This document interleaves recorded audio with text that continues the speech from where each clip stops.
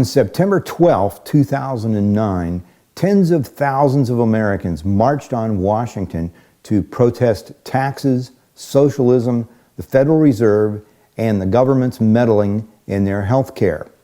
These were not rent-a-mob college students from the 1960s. They were ordinary middle-class Americans, the backbone of the country, who have begun to face the fact that the federal government, meaning the Democratic and Republican parties, are stupid and crooked, and they cannot be trusted. Voting does not work. So Joe and Sally Mid-America have taken to the streets. I'm often asked what I think, at bottom, is the root cause of what's gone wrong in America. Putting it in the absolute simplest terms I possibly can, I think July 4th, 1776 was a really bad day for Satan. I think Satan considered the American system of liberty, including its economic side, capitalism, to be a threat, a bad example to the rest of the world. Satan began looking for ways to destroy the American system of liberty, and finally, after more than 2 centuries, with the enthusiastic help of the federal government, Satan is close to getting the job done. Very simply, the government hands out special privileges to those who climb into bed with it and punishes those who don't. Every capitalist and every worker is forced to become more and more political, which means more and more corrupt. I'm sure Joe and Sally Mid-America do not understand much about economics, but they know something awful has been done to them and their country, and they know intuitively that what I call the great monetary calamity that began in August 2007 has been caused by decades of stupidity, corruption, and hubris in Washington. Again, that's putting it in the simplest possible terms I can. We are in a battle between good and evil. What if these ordinary middle-class Americans discover that peaceful protests don't work any better than voting does? In previous protests in 2009, some people showed up with guns. I think the evidence is growing that a revolution is on the way, and we better start thinking about how to make it not only successful, but also peaceful. Unless, of course, you think it would be fun to face off against the 82nd Airborne. It's happened before. Remember the Kent State Massacre in 1970? In the effort to avoid repeats of Kent State, here are 3 things that can defeat the power holders without resorting to violence. They work in concert, and I doubt any one of them would work by itself. The third one is by far the most powerful, so use it wisely. The first is create fear of the unknown among the power holders by engaging in more street demonstrations. There is no fear greater than fear of the unknown. Demonstrations in the 1960s and 70s ended the Vietnam War when nothing else could, because they caused politicians to fear what might happen if the war wasn't ended. And that's what demonstrations do. They cause the power holders to wonder what will happen if they do not clean up their act. The second thing you can do starts with the question, who is the government really? How do we identify it? Who has the real power?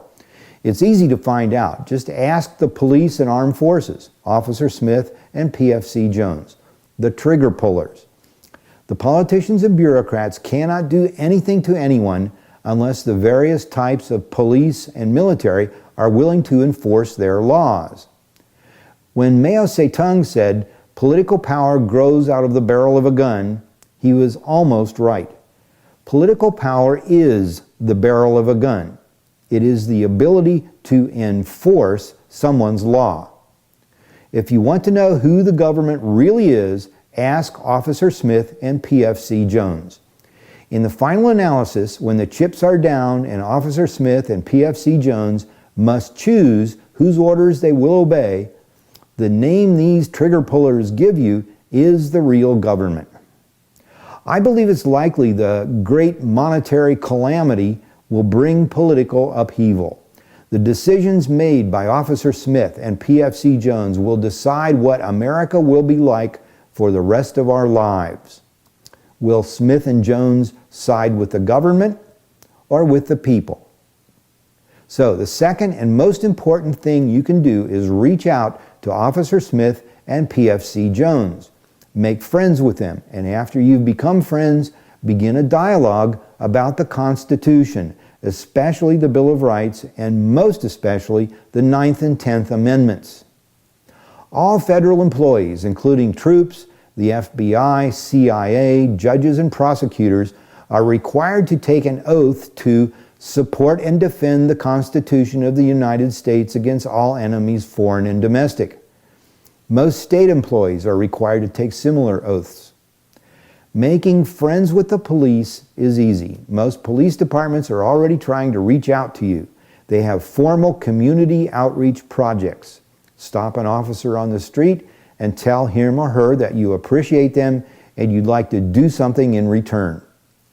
With soldiers, contact a nearby military base. Get involved with the USO or some other volunteer organization. Let these people get to know you as a real living, breathing, feeling person. Then make sure they understand that in your opinion, they don't work for the government. They work for you and your family. Tell them that if they are ever in a position where they think the government has gone nuts, and they will probably say they already are in that position, then you, their friend, hope they will obey their oath to support and defend the Constitution, especially the Bill of Rights, and particularly the 9th and 10th Amendments. You might think that the most important people to talk with are judges and lawyers, but very few of them were taught anything about economic paradigms before they spent years in colleges and law schools that are heavily socialist. Most were drenched in socialist legal theory without realizing that's what was being done to them. So I consider most judges and lawyers to be a lost cause. Concentrate on the trigger pullers. The third and most powerful thing you can do, believe it or not, is use laughter. The one thing no power holder can stand up against is ridicule. Put yourself in the place of Officer Smith and PFC Jones. Would you follow the orders of someone who is a laughingstock, a buffoon, or would you rather follow the Constitution? How to create the ridicule? With jokes. You can do it right there in the privacy of your own home. How many politicians does it take to change a light bulb?